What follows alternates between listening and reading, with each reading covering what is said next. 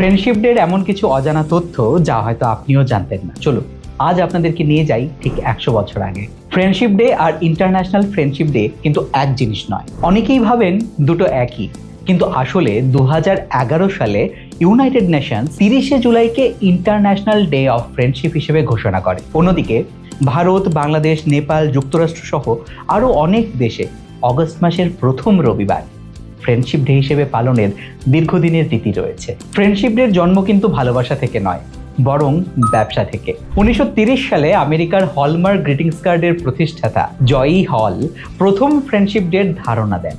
উদ্দেশ্য ছিল মানুষ যেন বন্ধুদের কার্ড ও শুভেচ্ছা পাঠায়। তবে মানুষ এটিকে তখনই শুধু ব্যবসায়িক প্রচারণা বলে মনে করেছিল, তাই শুরুতে এটি খুব বেশি একটা জনপ্রিয়তা পায়নি। তারপরই সবকিছু বদলে যায় প্যারাগুয়েতে। 1958 প্যারাগুয়েতে চিকিৎসক ডক্টর রেমান প্রতিষ্ঠা করেন ওয়ার্ল্ড ফ্রেন্ডশিপ ক্রাসেড। তাদের বিশ্বাস ছিল বন্ধুত্ব শুধু দুই মানুষের সম্পর্ক নয়, এটি জাতি, ধর্ম, ভাষা ও সংস্কৃতির ভেদাভেদ ভুলিয়ে পৃথিবীতে শান্তি প্রতিষ্ঠা করতে পারে। আর এই চিন্তাই ফ্রেন্ডশিপ ডেকে একটি বৈশ্বিক সামাজিক আন্দোলনের রূপ দেয়। ফ্রেন্ডশিপ ব্যান্ডের ইতিহাসটাও কিন্তু বেশ মজার। আজ আমরা যে রঙিন ফ্রেন্ডশিপ ব্যান্ড পড়াই সেগুলো শুরু থেকেই এমন ছিল না। প্রথম দিকে বন্ধুরা নিজেদের হাতে রঙিন সুতো বা এমব্রয়ডারি ফ্লস দিয়ে ফ্রেন্ডশিপ ব্রেসলেট বানিয়ে একে অপরকে উপহার দিত। এই ঐতিহ্য মধ্য ও দক্ষিণ আমেরিকার হস্তশিল্প থেকে অনুপ্রাণিত। পরবর্তীকালে 1980 বা 90-এর দশকে television, school, college, pop culture এবং গ্রিটিংস কার্ডের সংস্কৃতির মাধ্যমে ফ্রেন্ডশিপ ব্যান্ড বিশ্বজুড়ে জনপ্রিয়তা লাভ করে।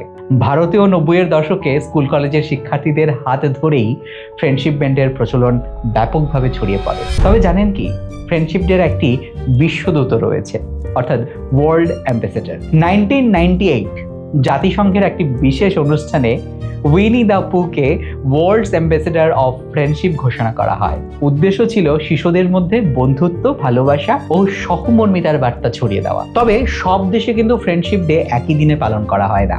যেমন আর্জেন্টিনায় 20শে জুলাই ফ্রেন্ডশিপ ডে উদযাপন করা হয়, কারণ 1969 এই দিনে মানুষ প্রথম চাঁদে পা রেখেছিল। তাই অনেকেই বিশ্বাস ছিল এই ঐতিহাসিক ঘটনা পুরো মানবজাতিকে একসঙ্গে যুক্ত করেছিল। তাই সেই দিনটিকেই বন্ধুত্বের প্রতীক হিসেবে বেছে নেওয়া হয়। শেষে একটা কথাই বলবো, বন্ধু সেই নয় যে শুধু সুখের দিনে পাশে থাকে। বন্ধু সেই হয় যে অন্ধকারের সময়ে আপনার পাশে দাঁড়িয়েও বলে, আমি আছি। Happy friendship day to all of you. যদি এই রিলটি থেকে আপনি নতুন কিছু জানতে পারেন, তাহলে অবশ্যই আপনার বন্ধুদের সাথে শেয়ার করুন।